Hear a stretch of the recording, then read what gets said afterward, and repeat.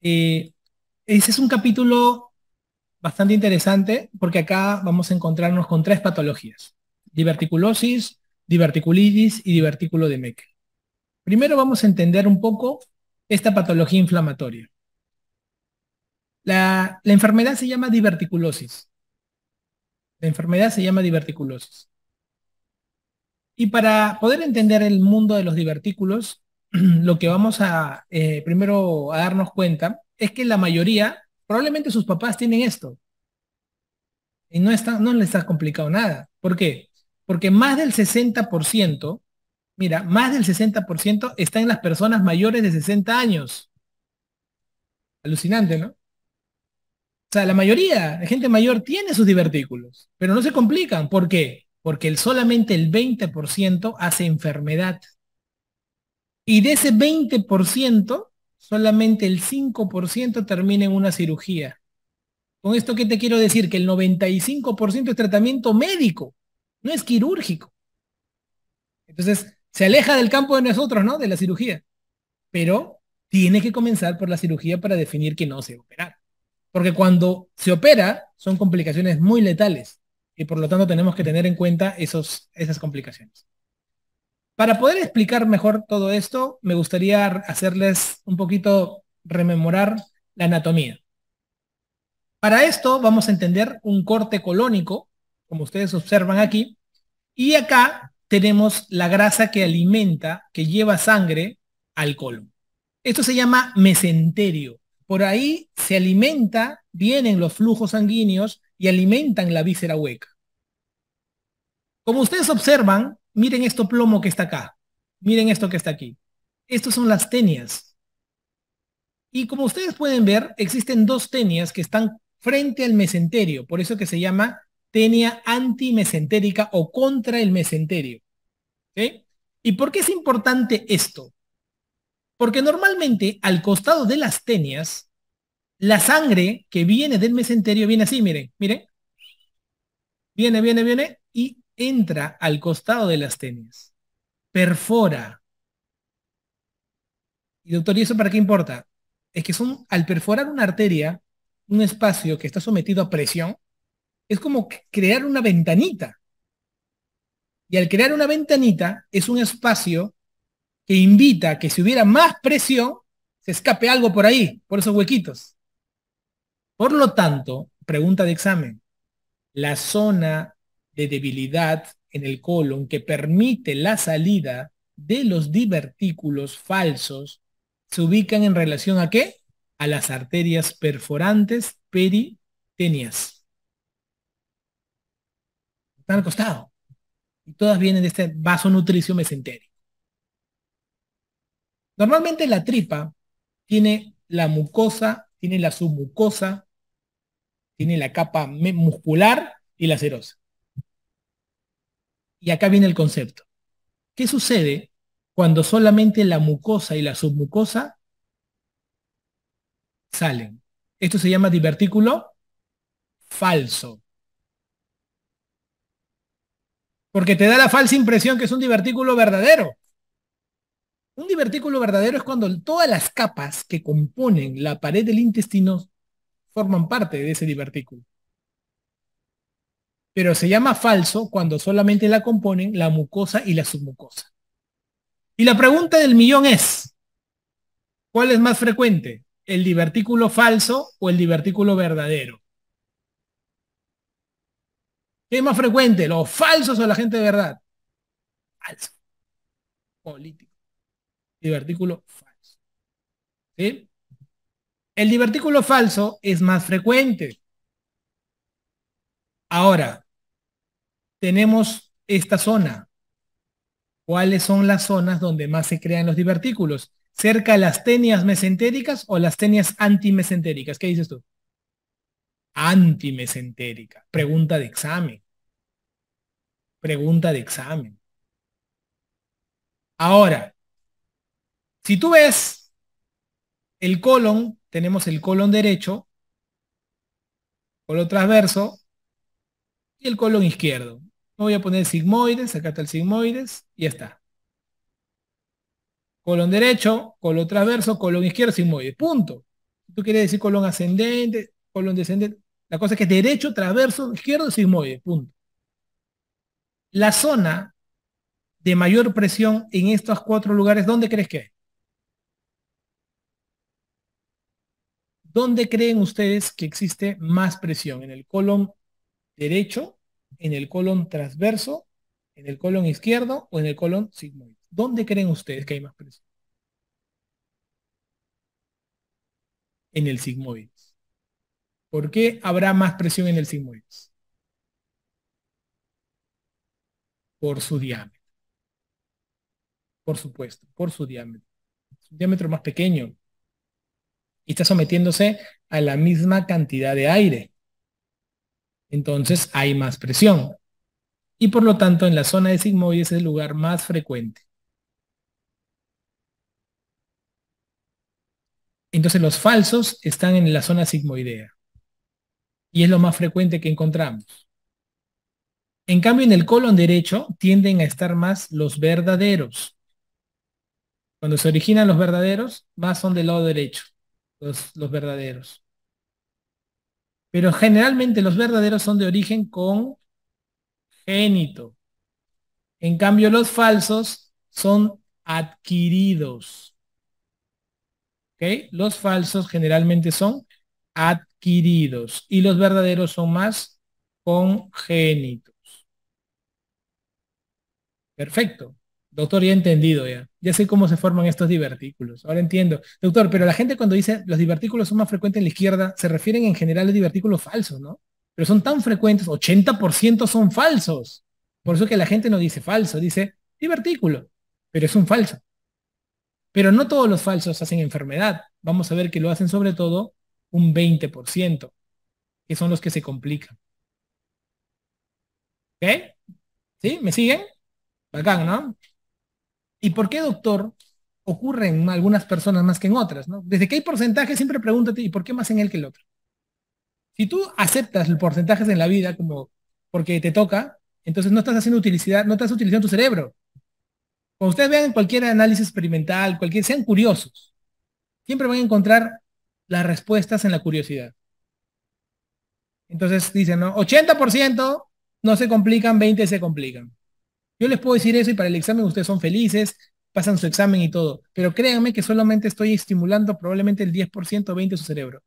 Pero si yo les hago pensar y decir, ¿y por qué se complicó? Entonces ustedes lógicamente van a decir, pero eso no importa para el examen. No se importa, porque te va a dar bases para que puedas asociarlo a otras enfermedades. Entonces, en factores de riesgo, dieta pobre de origen, o sea, en fibra, pobre en fibra. ¿Quiénes serán dieta pobre en fibra? Por ejemplo, el típico de comida argentina. Pura proteína, carne, pura grasa, parrillas, carbohidrato, pero muy poco vegetal en el típica comida. Entonces, hay pobre fibra. Entonces, si a eso le metes más fibra, sería excelente. La dieta rica en carne roja. La edad. Solo por tener mayor de 60 años ya estás con el riesgo. ¿Por qué? Porque manejas mal las presiones intracolónicas. El alcohol, el tabaco, el uso de AINES, el no estar moviéndose, la obesidad, la predisposición genética, sobre todo en enfermedades con conectivopatías. Esto puede condicionar un cuadro. Este cuadro va a terminar mostrándote lo siguiente, la enfermedad. La diverticulosis, el 80% no se complica. Es generalmente de dos maneras, asintomática, o si tiene síntomas, es como que, no sé, oye, estoy con un poco de gases, te dice la persona mayor. Va al gastro y el gastro le hace colono, le hace endoscopía. Señor, usted está bien, no tiene nada, pero doctor, a veces me cae mal la comida. No sé cómo relatarlo. Mamá, ya no te pongas mañosa y le ponen enzimas digestivas. Y con las enzimas digestivas mejoran. Entonces, no, debe ser un tema de la parte biológica de la persona, que probablemente toma mucho antibiótico, ha malogrado la flora intestinal, o sea, buscan excusas. Pero en realidad eso se llama inespecífico. No sabes cómo encajar, encuadrar ese paciente. Pero en la mayoría no tiene síntomas. Esto no te preguntan. A ti te preguntan los complicados. Te preguntan esto, este grupito. Y para eso se complican de diferente manera. La forma más frecuente de complicación es la diverticulitis. Definitivamente es la forma más frecuente. ¿Ok? Para que puedas acordarte este 25%, yo te puedo decir así, diverticulitis, quédate con el número 15. Y hemorragia, quédate con el número 10. Para que sumado los dos te den 25. ¿Ya? La colitis segmentaria, asociada divertida, mucho de su especialidad. Déjalo ahí nomás. Quédate con estos dos. Entonces, ¿qué es lo más frecuente? La diverticulitis. Es la inflamación. 15%. ¿Y qué es lo que le sigue? La hemorragia. 10%. Los cuadros de diverticulitis los vamos a ver en el colon izquierdo.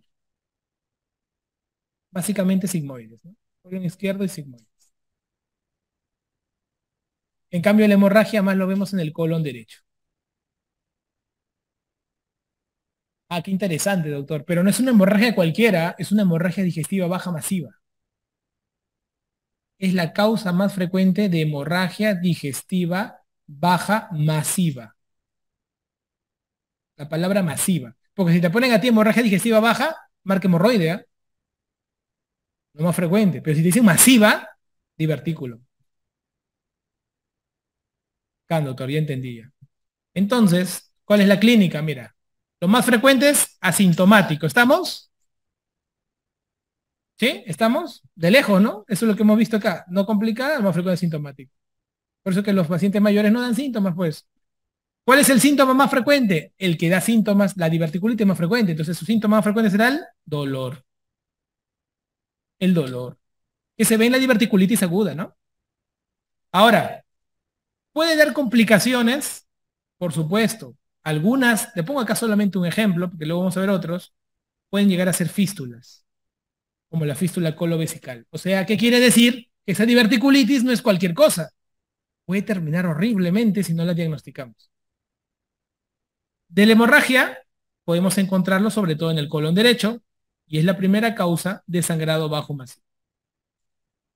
Acá te pongo un resumen diagnóstico, te digo, ¿no? Los divertículos del colon derecho son los menos frecuentes a comparación del izquierdo, que son más frecuentes. Los falsos son más frecuentes que los verdaderos, y los izquierdos se infectan, y los derechos sangran. Tenemos que tener ese enmarcamiento, y con eso somos maestros de esta enfermedad. Ahora, miren lo siguiente. ¿Cómo tienen que enfocar esta enfermedad?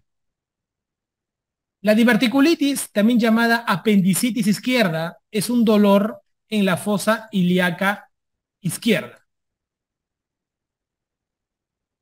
¿Correcto?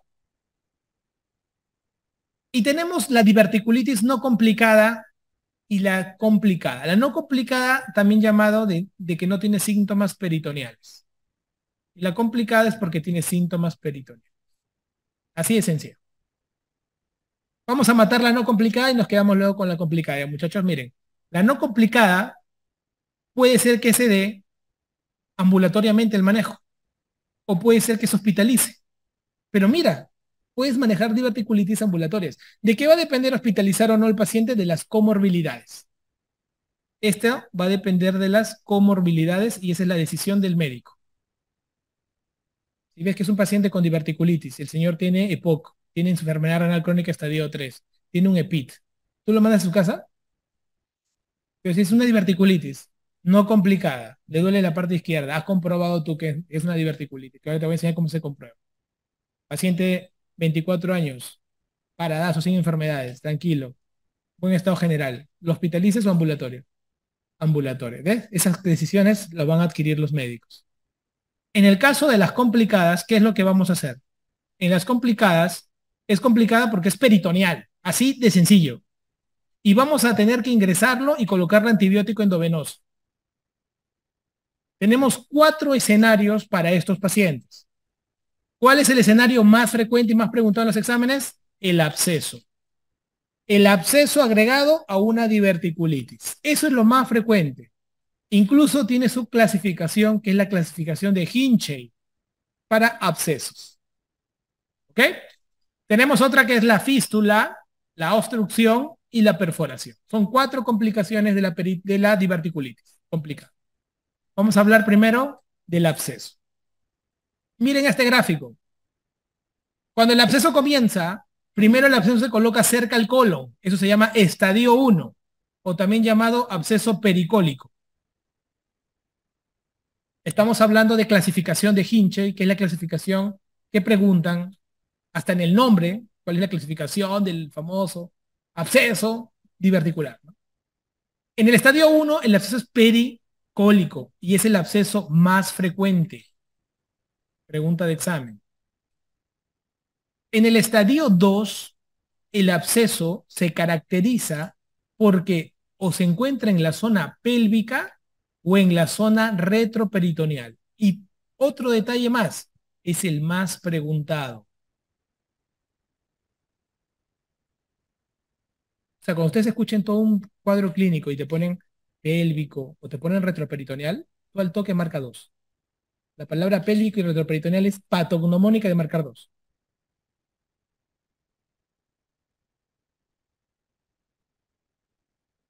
El estadio 3 y 4 tiene que ver con la palabra peritonitis. La peritonitis purulenta es el 3. Y la peritonitis fecaloidea es el 4. Purulenta 3, fecaloidea 4.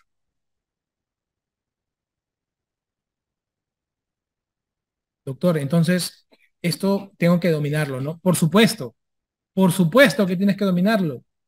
Miren, el estadio 1 y 2, el tratamiento es antibiótico. Y en el caso de que el absceso mida más de 4 centímetros, tiene que hacerse drenaje percutáneo. ¿Ok? Así de sencillo. Así de sencillo. Por eso acá te pongo lo siguiente, mira. Si tenemos un estadio 1 o que su absceso mida menos de 4 centímetros, manejo conservador, que son antibióticos. Que son antibióticos. Solamente hacemos drenaje percutáneo si tenemos mayor de 4 centímetros. Mayor de 4 centímetros. ¿Ok? Le digo, estadio 2 con absceso más de 4 centímetros, drenaje percutáneo. Siempre que ustedes vean la palabra absceso con algo que mida más de 4 centímetros, drenaje percutáneo. Estadio 1 con absceso de 6 centímetros, ¿qué hacen? Drenaje percutáneo. Estadio 2 con absceso de 3 centímetros, antibiótico. Antibiótico. ¿Ya? Entonces hay que ir analizando esos detalles. Las mezclas. Siempre entonces el corte, ¿cuál es? Hinchey 1 y 2, tratamiento antibiótico, y si tiene absceso más de 4, drenaje percutáneo. Esto tiene que quedar bien clarito, ¿sí? Bien clarito. Ahora, en el Hinchey 3 y el Hinchey 4 se tiene que quitar el sigmoides. O sea, tenemos que arrancar el sigmoides. Tenemos que hacer sigmoidectomía. 3 y 4, todo que tenga que ver con peritonitis, muchachos, por favor, saquen el sigmoides. Pero ¿cuál es la diferencia después que saco el sigmoides? La diferencia se da con lo que queda. Yo saco el sigmoides y ¿qué me queda? Queda la parte del recto y la parte del colon, transverso. ¿Qué hago? Si es un estadio, ¿qué te dice la pregunta, no? La pregunta te dice, ya sacó el sigmoides, ahora tienes que hacer ¿qué cosa? Abocar la parte proximal a la pared y cerrar la parte distal. ¿Eso cómo se llama? Procedimiento de Hartmann. Procedimiento de Hartmann. O, normalmente es procedimiento, no, operación no es procedimiento. ¿Ya? Acá dice operación de Hartmann, se llama procedimiento de Hartmann. Que es cuando nosotros hacemos abocamiento proximal y cierre distal de lo que queda, después que hemos quitado el sigmoides. Doctor, una pregunta. ¿No habrá forma de que se pueda juntar en la misma cirugía las dos? Por supuesto que sí hay forma. ¿En qué caso? En un estadio 3. ¿Podría haber una anastomosis término-terminal siempre y cuando me cumplas dos condiciones. La primera condición es que sea un estadio 3. O sea, que sea purulento, no fecaloideo. Y la segunda condición es que el paciente esté hemodinámicamente estable. Si yo tengo un paciente joven, está sin droga, sin noradrena para mantener la presión, es un estadio 3. ¿Por qué no lo uno? ¿Qué me motivaría a unirlo? Me motiva a unirlo porque ustedes, chicos, acuérdense que cuando a una persona le hacen Hartmann, solamente el 50% va a volver a poder unirse después. ¿A los cuánto tiempo se hace la cirugía de restitución? Cirugía de reconstitución. A los 3 meses. ¿Ok? O sea, más de un mes y medio, ¿eh? Desde más de un mes y medio hasta 3 meses. En la práctica, 3 meses. Hay gente que me está chorada, después de un mes y medio lo quiere unir. No hay problema. Pero 3 meses en la práctica. Ahora, únelo, pues. De 10 Hartmann, ¿cuántos logras unir? 5. 5 no se van a poder, se quedaron pegados. Entonces, si tienes un tipo 3, ¿no te atreverías a unirlo en la misma cirugía? Si tienes condiciones, claro. ¿Sí? ¿Quién nunca lo unes? El tipo 4, porque es fecaloideo. Por eso que siempre le digo las 3 Hs. Hartmann va con heces y va con estado de shock hipovolémico. Paciente que está, tú lees la pregunta, presión arterial menos 90/60, hay heces, te está diciendo que no hagas, y te ponen las claves, ¿ah? Anastomosis término-terminal o Hartmann. No al toque ni loco, no te Hartmann. Todo lo que es 15 y 4 es Hartmann siempre. Tienes que cerrar así, ¿ya? Y lo dejas con su colostomía. Normalmente, mira la colostomía. Tú dejas tu colostomía, ahí está tu colostomía, generalmente en el cuadrante inferior izquierdo, tiene un débito menor que el ilio, cuando hay iliostomía, incluso hay heces semiformadas, ¿no? En cambio, cuando hay iliostomía, generalmente se coloca en el lado derecho, tiene un mayor débito y las heces son líquidas blandas, porque te hacen la semiología, te hacen preguntas en la rotación. Dicen, a ver, residente, ¿qué cosa es eso? ¿Iliostomía o colostomía? Si no sabes, lo vas a curar todos los días tú. Y tú al toque te acuerdas, ¿no? Tú mira las heces. Puedo ver las heces, está limpiecita la bolsa. Acaban de cambiarlo. Y tú mira la posición. Te vas a acordar. Este será colostomía o iliostomía. Entonces acuérdate la posición. Casi el 95% de las colonos, las colostomías las hacemos al lado izquierdo y 95% casi de las ilios al lado derecho. Con eso se acabas. Mira, una cosa tan sencilla, pero era importante. ¿Ya? Y acá tú ves cómo se aboca, mira. ¿Cómo se aboca? Hartmann. Cierras la parte distal y abocas la parte proximal. ¿Ok? Y gracias a quién hemos podido llegar a estos diagnósticos, a la tomografía con contraste, ¿no? A la tomografía con contraste. Gracias a ella hemos logrado hacer este estudio del absceso. ¿Qué pasaría si te dicen que hagas una colonoscopía? ¿Lo haces o no? No, si lo haces lo matas. Nunca se hace colonoscopía en un absceso, en un cuadro de diverticulitis aguda. Está proscrito. Nunca, jamás, jamás, jamás colonoscopía en cuadro agudo.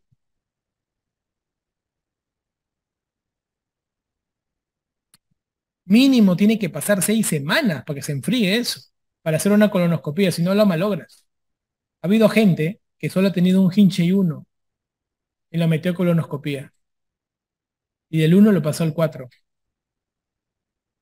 O sea, tengan cuidado, porque está friable el tejido. Y en la colonoscopía, ¿qué hace el colonoscopio? Sopla, sopla.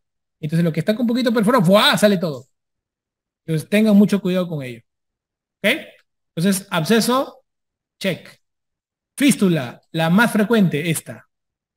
La fístula colovesical es más frecuente que la colovaginal. Han preguntado cuál es la segunda fístula, porque la gente se prepara para la colovesical, ¿no? ¿Cuál es la segunda más frecuente? La colovaginal. ¿Ok? Muy importante.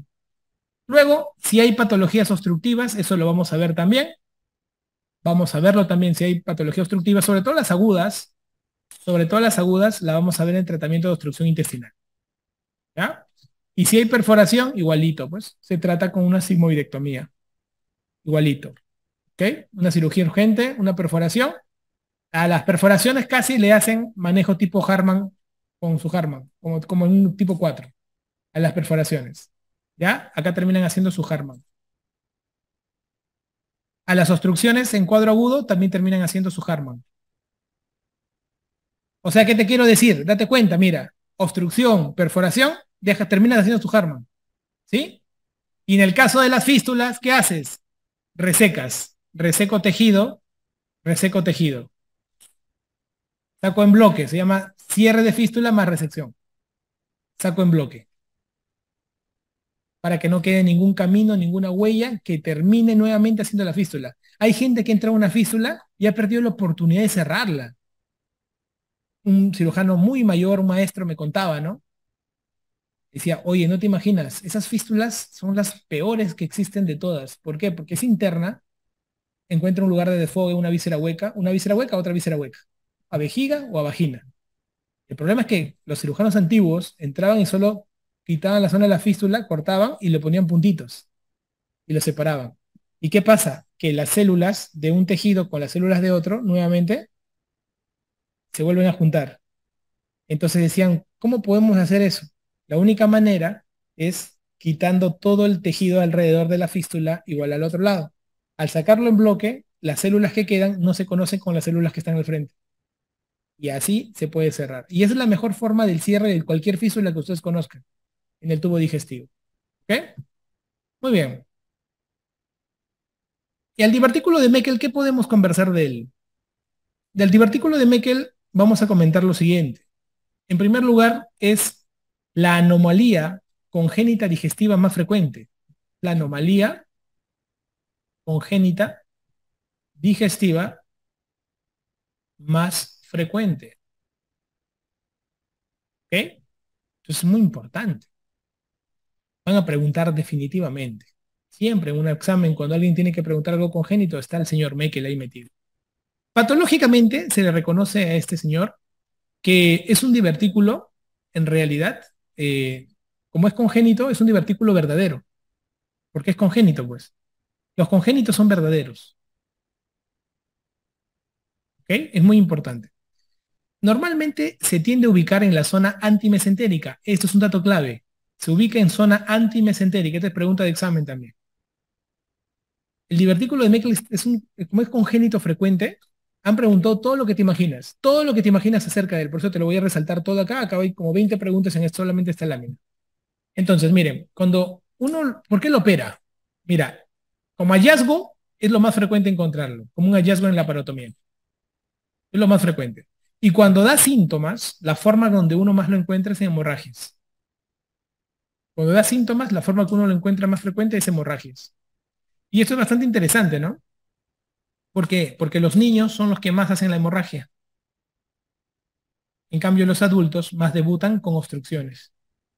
O sea, la forma más frecuente es en los niños, en la forma de encontrar porque son hemorragias. Si nosotros observamos el tejido, observen dentro de su mundo patológico, este tejido se le llama que es un tejido heterotrópico. ¿Qué significa heterotrópico? Que comparte dos tejidos en uno solo. Por ejemplo, se encuentra tejido de estómago y tejido de páncreas, ¿no? Eso es interesante.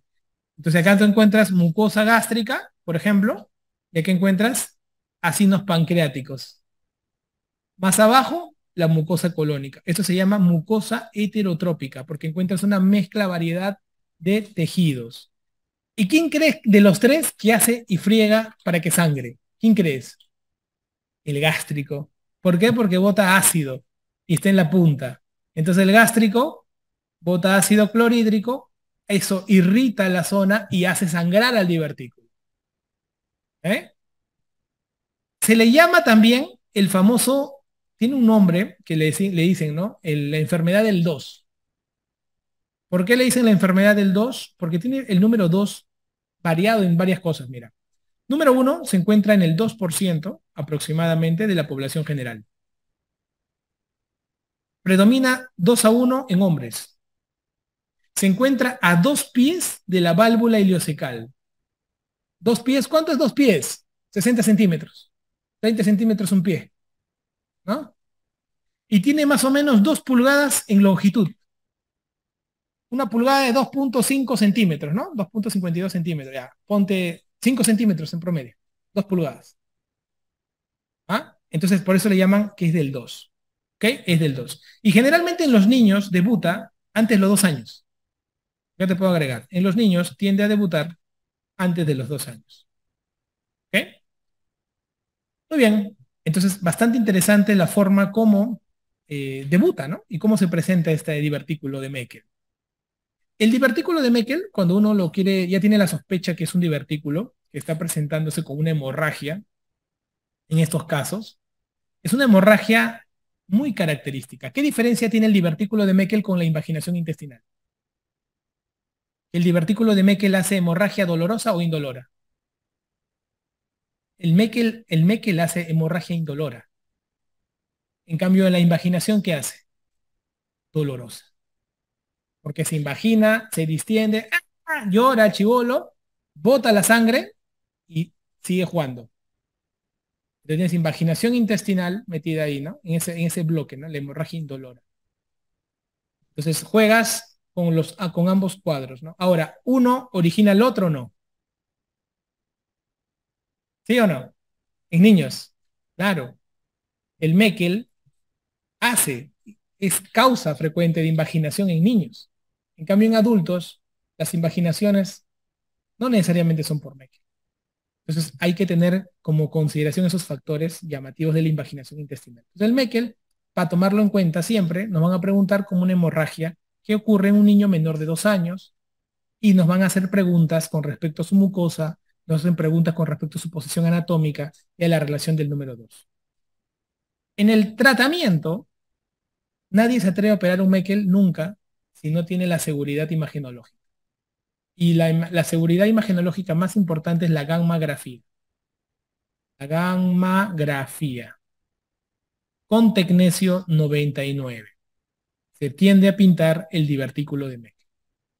Ahora, ¿cómo se trata, no? Nunca nadie explora de repente esto un poquito más detallado.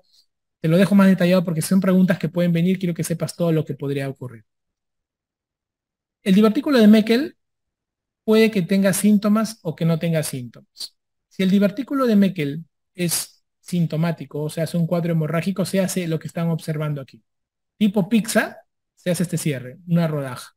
Se quita esto y con las 2 piezas que queda de lo que hemos sacado, se hace una anastomosis término-terminal. ¿Ok? Esta es la más frecuente de realización de una hemorragia o de un divertículo sintomático. Puedes también trabajar tratamiento en los asintomáticos. Y la pregunta es la siguiente: ¿cuándo opero un divertículo? ¿En el niño o en el adulto? ¿Qué sucede si ahorita estamos operando? ¿Qué sucede si ahorita estamos operando cualquier otra causa y vemos un Meckel? Uy, mira, acá tiene un Meckel. ¿Cuántos años tiene el chibolo? Tiene 5 años. ¿Lo sacas o lo dejas? Tú dime. Si tiene 5 años el chibolo, ves un Meckel en el abdomen, está abierto por otra causa la cirugía. ¿Lo sacas o lo dejas? El Meckel. Cuando es niño, saco. ¿Por qué? Porque va a ocurrirle, si estoy viendo el Meckel y sé que los chibolos son los que más se complican, no lo sacas. En cambio, cuando tú eres adulto, es bien yuca que un Meckel te complique. Por eso que los adultos los observas. Entonces, cuando no te da síntomas, así se manejan los Meckel. Para que ustedes lo puedan tener en consideración. ¿Ok? Muy bien.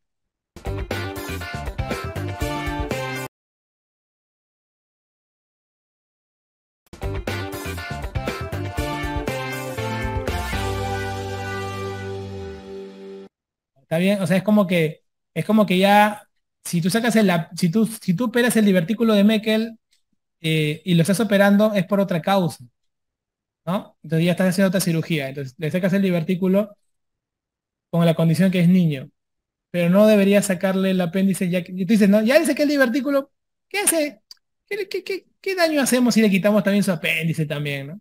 Pero eso no está avalado dentro de estos protocolos, ¿no? O sea, eso no se podría.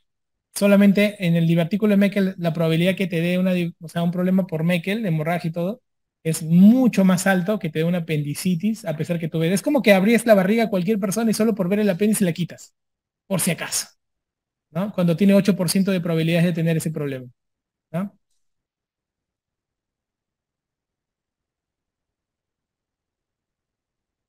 ¿Qué diferencia hay entre la tríada migratoria de Kocher y cronología de Murphy? En realidad, ambas van a lo mismo, solamente que la tríada migratoria apunta a lo sintomático directo. O sea, te dice, la tríada migratoria te toca la periumbilical, por ejemplo. En cambio, y te dice, ¿no? Epigastrio, periumbilical, fósil acá derecha. Esa es la tríada migratoria de Kocher, ¿cierto? En cambio, Murphy no, ¿no? Murphy aplica el dolor epigástrico, molestia enfosílica derecha asociada y te pone todo el cuadro visceral, ¿no? Neurovegetativo, náusea, vómito, toda la vaina. Pero los dos son lo mismo para cualquier pregunta, ¿eh? ¿Cuál es la zona de debilidad en los divertículos falsos? Mm, La zona de debilidad es la zona de la punta de cualquier divertículo, nunca te olvides. Adenocarcinoma en apéndice, ¿se consideran los mismos criterios para carcinoide o siempre micolectomía? No, siempre en micolectomía. En apendicitis agudas es más frecuente la adenitis mesentérica. ¿Cómo es? En apendicitis aguda es más frecuente la adenitis mesentérica en niños. ¿Cómo? A ver. Acá no he entendido la pregunta de Ángela, pero vamos a tratar de sacarle provecho a la consulta. En niños es donde más vas a encontrar el versus de apendicitis aguda versus adenitis mesentérica. O sea, ahí vas a encontrar más el versus, ¿no? Y por eso es que siempre tienen que recordar lo que es la faringe congestiva y el dolor en fosiliaca derecha. Doctor, buenas noches. ¿Qué criterios se usa para elegir hacer ileostomía o colostomía? Va a depender de la patología, ¿no? Si están trabajando un tumor en intestino delgado y necesitan, por ejemplo, eh, retirar el tumor y solamente el ilion es la última etapa del tejido sano, termina en ileostomía definitivamente. Y la colostomía es lo que han visto ustedes ahorita, de acuerdo a la zona de extirpación. Pero generalmente si te dices qué criterio, es básicamente tejido sano, perilesional. Siempre buscamos de que cualquier tumor más de 5 centímetros en colon, por ejemplo, esté libre para que podamos hacer cualquier de este tipo de tomas. La cirugía del divertículo de Meckel es anastomosis término terminal, o igual se evalúan las condiciones para hacerla pegue bien. No, es anastomosis término terminal porque generalmente es una cirugía donde el paciente está estable dentro de todo, ¿no? A diferencia de los cuadros agudos que hemos visto y que vamos a ver luego en obstrucción intestinal también. Pero siempre buscar hacerlo anastomosis término terminal, porque si no tendrías que hacer una doble ileostomía, ¿no? O sea, por daño, ¿no? No, eso no se hace. ¿Y por qué también tiene algo a su favor la anastomosis en intestino delgado? Que tiene mucho mesenterio y por lo tanto tiene mucho flujo para que pegue bien. Paciente con Hinchey 1 o 2 más alteración hemodinámica, ¿cuál es el manejo? A ver, esa pregunta para ustedes. Ronald acaba de decir una pregunta bastante interesante. Paciente con Hinchey 1 o 2 más alteración. ¿Cuál es? Él ha creado ahorita o sea, su mente, eso es lo que me gusta, ¿no? Su mente creó una situación. Tiene, tiene alteración hemodinámica Hinchey 1 o 2. ¿Qué hacemos?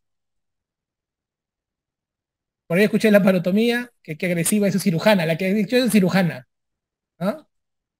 ¿Qué le haces? ¿Es como un shock séptico o no? Es como un shock séptico. Y si es un shock séptico, le hidratas, le das antibiótico, y sé que es 1 o 2, como él está planteando, tranquilamente, lo hidrato, inclusive ni siquiera me ha puesto el número de absceso, ¿no? Si de repente me pone un absceso de 3 centímetros con 1 o 2 con shock séptico, digo, es un punto de partida focal, métele su antibiótico. Comenzamos con imipenem o pipetazo, y tranquilamente, ¿no? O sea, el manejo antibiótico sería la primera elección en sus pacientes. ¿Cuándo somos agresivos en la parotomía? ¿Se acuerdan? Siempre le he dicho, peritonitis. Ahí no hay pierde en diverticulitis. De frente lo raja.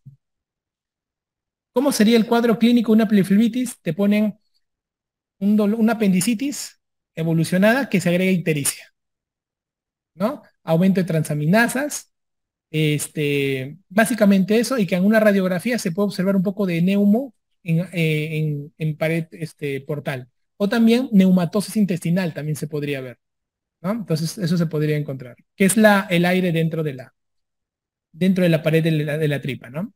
En un paciente adulto mayor con creatinina de 1.8 con diagnóstico de apendicitis aguda, se tomaría tomografía con contraste a pesar de que la creatinina esté aumentada. Otra situación bonita, ¿no? Es lo bonito de enseñar en niveles como ustedes, ¿no? Son médicos, piensan más, han tocado pacientes, les ha tocado probablemente preguntas de estos, ¿no? En su vida real, ¿no? ¿Qué hubieran hecho? Si tú tienes un paciente con 1.8 de creatinina, más de 1.5 no se debería solicitar contraste, porque le das mucha lesión. Entonces, acá va a primar lo clínico. Es una buena ecografía al paciente, una buena valoración y lo metes a laparoscopía diagnóstica. Ella me está sometiendo, me está llevando a darles a ustedes un escenario más especial del especialista, ¿no? Porque su pregunta de ella no es de residentado, pues esta pregunta no es nivel residentado. Me ha hecho una pregunta de su especialidad. Y ustedes van a responder, van a entender una respuesta de su especialidad que también aumenta más el bagaje de la clase. Cuando yo tengo un paciente con una comorbilidad y tengo demasiada duda y no puedo llevarlo al gol estándar, lo meto a sala de operaciones y le hago laparoscopía diagnóstica. Exploro todo y digo, correcto, era una apendicitis. ¿Qué hago? Lo trato en ese momento. Y si no era una apendicitis, si era un tumor de repente, ¿qué hago? Lo convierto, hago laparotomía y hago todo el tratamiento del tumor. ¿Estamos? Perfecto. Eh, hasta que se vea en el eco el apéndice para decir que hay, ¿cómo dice? Basta que se vea en el eco el apéndice para decir que hay apendicitis. No, no, no. Imagínate que ahorita tú vas y dices, oye, hermana, tú que eres radióloga de tercer año, me han dicho que, a ver, mírame si tengo apéndice en tu ecógrafo. La hermana tiene, Dios mío. No, no, nada que ver. Pero, hay apéndices, por ejemplo, hay apéndices que se ven retrosecales, no se ven así nomás. Es como cuando tú usas el ecógrafo para retroperitoneo. No seas desgraciado. Es que se ve un maldito por usar ecografía en retroperitoneo. No sirve. Imagínate un apéndice retrocecal, que es lo más frecuente. No se ve. Está atrás. Imagina que tú tengas un apéndice preilial o retroilial. ¿Se puede ver mejor o no? Entonces va a depender no solamente el tamaño y el grosor, sino la ubicación donde se ve este mañoso para poderlo chapar. ¿Sí? ¿Cuál es el tratamiento de elección en la diverticulitis? Todas las enfermedades itis, todas las itis del ombligo para abajo, todas las itis del ombligo para abajo, ciprometro. Todas las itis del ombligo hasta el diafragma, ceftriaxona. ¿Ya? Ciprometro del ombligo para abajo y del ombligo para el diafragma, ceftriaxona. Doctor, ¿dijo algo sobre los bordes antimesentéricos de zona de debilidad? No. Lo que he dicho es dónde habría más posibilidad de crearse el inicio, el nacimiento de los divertículos es en la zona antimesentérica. ¿Por qué? Porque el mesenterio le da más soporte a las perforaciones de los costados de las tenias. En cambio, en la zona antimesentérica no puedes, está más libre, no tienen mucho soporte de sostén. Por eso que se crean mejor estos pasajes. ¿Los abscesos por diverticulitis son polimicrobianos o hay un agente predisponente? Otra buena pregunta. Todo lo que es absceso, escucha la palabra, absceso es polimicrobiano y cuando es poli es porque hay anaerobio. ¿Sí? Poli hay anaerobio. Si yo encuentro, por ejemplo, todas las enfermedades del hígado, del ombligo para el diafragma, todas las enfermedades, la E. coli tiene un convenio. Todo, colecistitis, colangitis, E. coli, ombligo para el diafragma, E. coli. Siempre piensa E. coli. Siempre va a ganar. Siempre va a ganar. En cambio, del ombligo para abajo es E. coli y viene, y cuando está complicado un acceso, ¿quién viene? Bacteroides. Para que ustedes vayan jugando esas combinaciones. Entonces, en estos señores van a ver, pues, anaerobios, van a ver bacteroides, ¿no? Doctor, en abscesos, cuando nos dan, ¿qué dice? Centímetros en vez de, centímetros cúbicos. en vez de centímetros, ¿cuánto sería el corte para drenaje? 20 cc. Buena pregunta. 20 mililitros, más de 20 mililitros equivale a más de 4 centímetros en ecografía. ¿Ya? Buenas preguntas. Doctor, y en caso de una hemorragia diverticular, ¿cuál es el estudio diagnóstico? Buena pregunta de Gary. Ustedes no me han preguntado, están estos muchachos o están con todo su banco histórico al costado, ¿no? Esa pregunta tenía duda, ¿no? Aprovecho ahorita, ¿no? Entonces, cuando tengo una hemorragia masiva, el colon derecho es la fregada. Entonces, estos patas, el 80% cuando llegan a emergencia, hemoglobina de 5, meten paquete a 2 vías periféricas. ¡Sa, sa! Así todavía le metes la sangre. El pata le estás estabilizando a la señora, le meten el colonoscopio y no encuentran nada. Encuentran un coagulito pegado ahí en el ciego, así, un coagulito descarado, nada que hay sangrado, nada, nada, no encuentras nada. Lavan todo con miedo el gastro, ¿no? Y queda limpio. O sea, la mayoría de veces solo le da una vez en su vida. Es un suácate y ¡boom! Esa es primera causa de hemorragia digestiva baja masiva. La segunda es la angiodisplasia. Y en la angiodisplasia tú entras y encuentras como telarañas vasculares. Así como las arañitas que salen en tu pierna, ya igualito, pero en el ciego. Tú los miras y dices, ¿qué ha pasado acá? Y eso lo queman generalmente. ¿Ok? No le pueden meter mucha no, la adrenalina, nada, a veces lo cauteriza. Nada más. Y el tercera causa de hemorragia digestiva baja masiva es cáncer de colon. O sea, ves una coliflor con un sangrado al costado. Entonces, va a depender de la colonoscopía el siguiente manejo que vas a hacer. ¿Ok? ¿Qué más?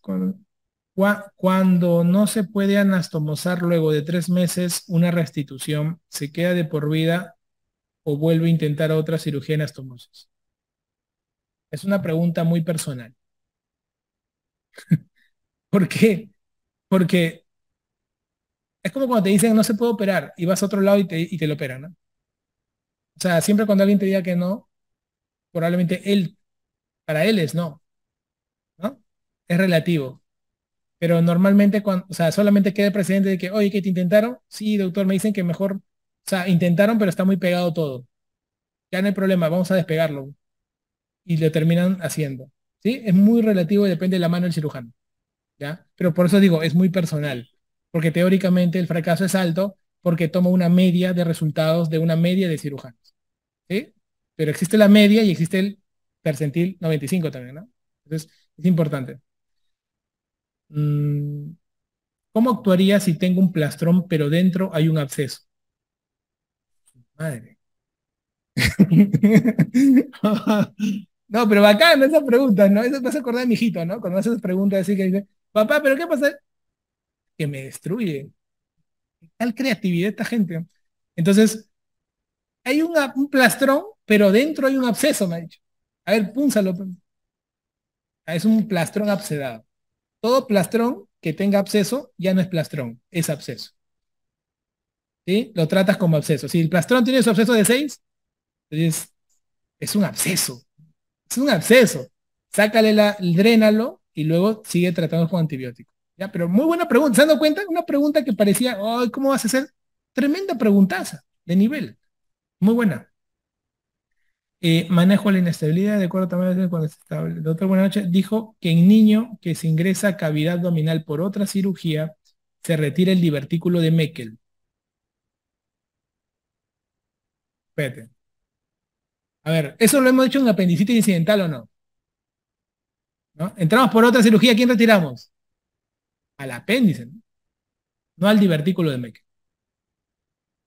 Y en el caso de que tú retires el divertículo de Meckel, creo que él se refiere al caso del que estás operando y es asintomático y encuentras un Meckel, ¿no? Eso he querido poner. Entonces, y pone acá, no hay punto de corte para la edad del niño, ¿verdad?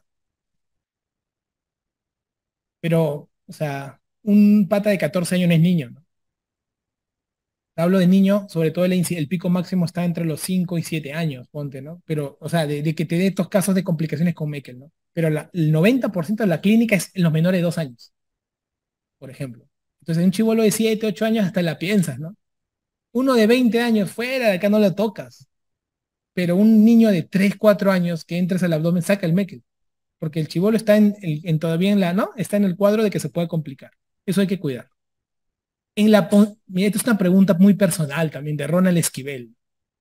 En la apendicitis blanca, ¿se saca el apéndice? ¿Qué significa la apendicitis blanca? ¿Alguien sabe?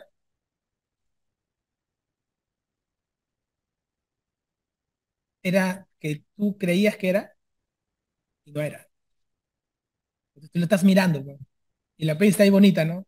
No, no me quites, mamá, que no me lleven, ¿no? El colon, no, hija, tranquila, no te van a llevar. ¿Y ahí de quién depende? El cirujano. Porque el cirujano puede tener una duda ética, ¿no? Y decir, si le digo que no era apéndice, me van a decir que lo operé por las puras. Salgo en el periódico, me están operando por las puras en este hospital, y mi nombre ahí, pucha, y viene la duda ética.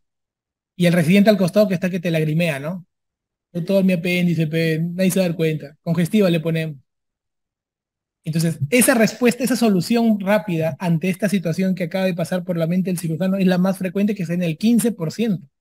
De 100 apéndices que se operan en cualquier lugar del mundo, 15% no eran. Incluso le operan el apéndice, sale del alta y sigue con el dolor. Y luego va a su ginecólogo, le hace una eco. No, hija, que tienes 4 quistes ováricos bien grandes, ¿ah? Pero estamos revisándolo. ¿Entiendes, no? O sea, el dolor era ginecológico, no era el apéndice. Entonces, es un tema muy ético y que no pienso tomar posición de esa respuesta. Abajo dice, doctor, en la hemorragia digestiva baja masiva por divertículo, ¿no estaría contraindicada la colono? No, en absoluto. La colono sí se debe hacer, porque tú entras a parar el sangrado, si no se muere. ¿Eh? Y abajo dice, yo le saco el apéndice. Qué maldito. Divertículos en colon derecho sin síntomas ni sangrado, solo observo. Correcto. No se toca. Divertículo que no molesta, no se toca. Mira, hay dos dichos en la cirugía colónica. La primera, divertículo que no molesta, te está mirando así. Hola, no se toca. Pólipo que se mira, así no te moleste, se arranca. ¿Ya? Dos leyes de la cirugía colónica. Doctor, y en ese caso que ingresa con colono por hemorragia masiva, ¿el manejo es con embolización? No, hermano. La embolización, todas las palabras que ustedes escuchen embolización es cuando hacemos intervencionismo, o sea, a través de arterias.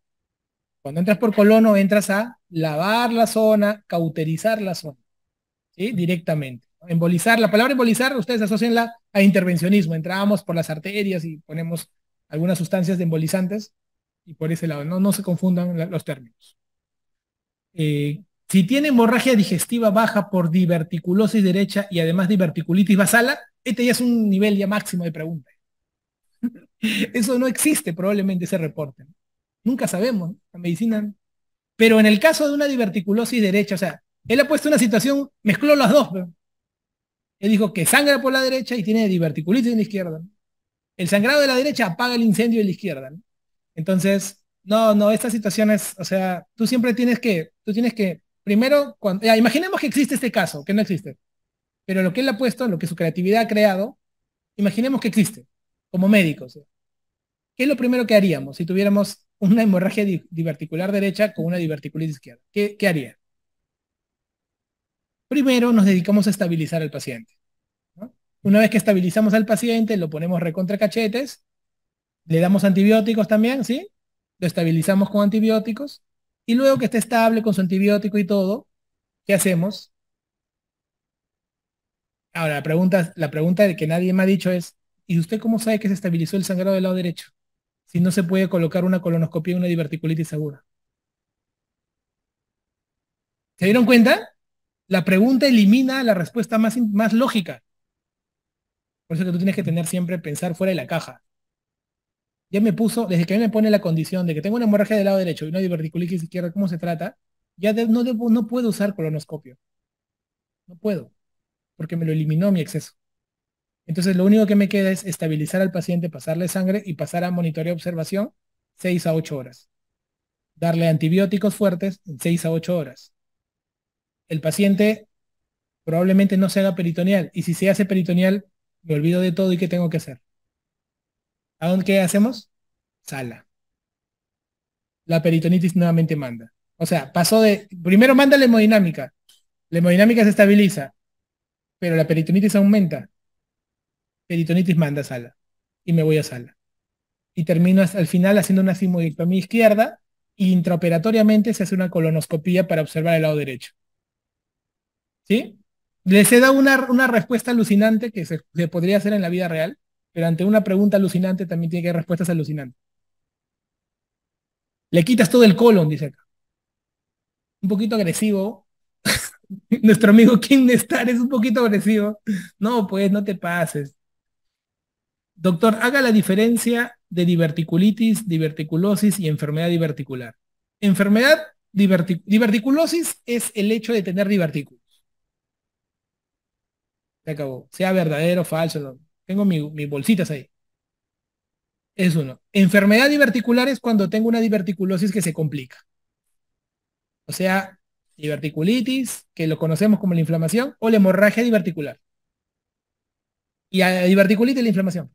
¿Sí? Están los tres, ¿no? Acá, bien diferenciado. Muy bien, muchachos. Otra pregunta acá de mi compadre, dime.